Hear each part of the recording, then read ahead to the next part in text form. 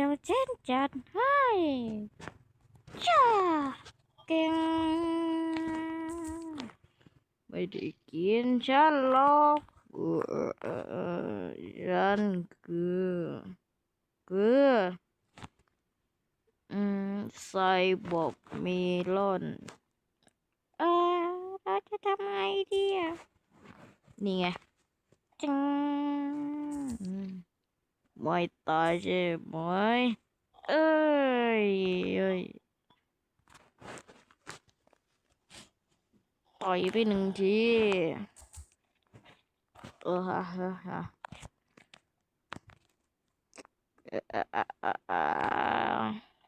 เฮ้ยนี่มันเกิดอะไรขึ้นเนี่ยโอ้ยจอห์นกูตายซะโอ้ยหัวใจฉัน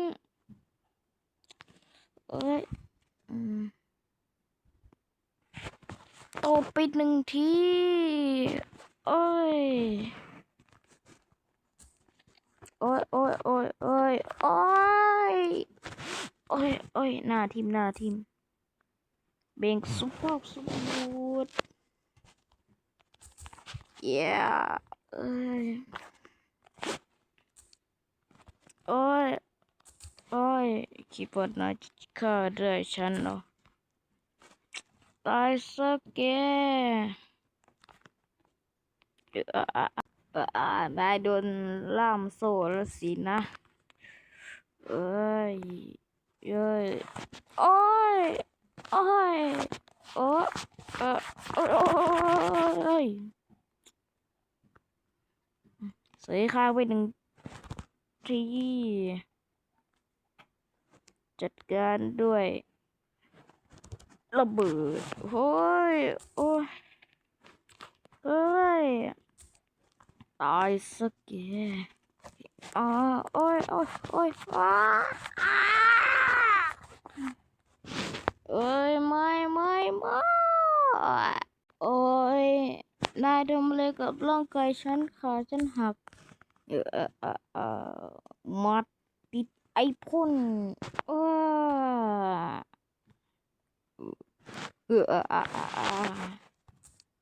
คิดว่าแกจะชนะข้าได้เนี่ยอืมหนีไปก่อนดีกว่า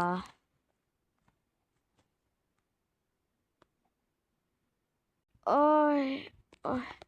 ดีนะที่ฉันออกมาได้อะไม่งั้นแย่แน่โอ้ยขาฉันโอ้ยทำไงดีอ่ะโอ้ยโอ้ยไอ้ฮะเอ้ยจัดไหมโอ้ยโอ้ยฉันออกมาได้สักทีอืมฉันต้องไปแล้วสินะโอ้ยไอ้นี่ฉันอยู่ที่ไหนเนี่ยโอ้ยตื่นได้ยังฮักกิลีนโอ้ยฉันจะตื่นได้แล้วที่นี่มันที่ไหนอ่ะอ๋อโรงพยาบาลของเขียวโอเคแล้วฉันทำอะไรมั่งโอ้ยโอ้ยโอ้ยปวดขาอื้อเอิ่มเดินอีกก้าวเดียวก็จะหายแล้วเออโอ้ยอ้อปวดขาชะมัดเลย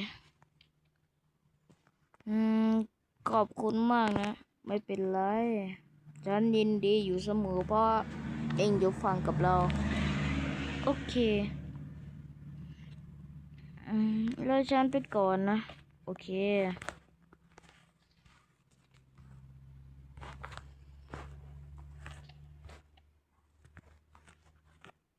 เอ้ยฉันเกลียดคนนั้นสุดๆวันนี้ฉันต้องได้แก้แค้นแน่ในวันที่ในวันที่จำชื่อไม่ได้ขอคิดแป๊บในวันที่กรีนทำเสร็จ เฮ้ยในที่สุดฉันก็ทำเสร็จสักทีไททันของฉันงั้นฉันเข้าไปเลยกันไอ้ายเข้าไปโอ้มันก็ดูดีนะมีเบ่งพลังด้วยหมัดไฟก็มีต่อยโคตรแรงฉันจะไปแก้แค้นมาถึงฉันเกิดแกสักทีวันนี้ฉันจะมาแก้แค้นได้สิเฮ้ยยิงแป๊บโอ้ยโอ้ยโอ้ยโอ้ยโอ้ยหน้าทิ่มจังหวะเอ้ยคิดว่าจะใช่เหรอเอ้ยฉันมีแกนพลังงานเปิดโหมดติดไฟอ้าวอ้าวโอ้ยนายตายซะเตะไปดอกหนึ่งโอ้ยหลังฉันคิดว่าจะสู้ข้าได้เหรอมัดทำให้สลายโอ้ยมันสลายแล้วแสบไปเกิดเถอะฉันชนะแล้วสินะไปดีกว่า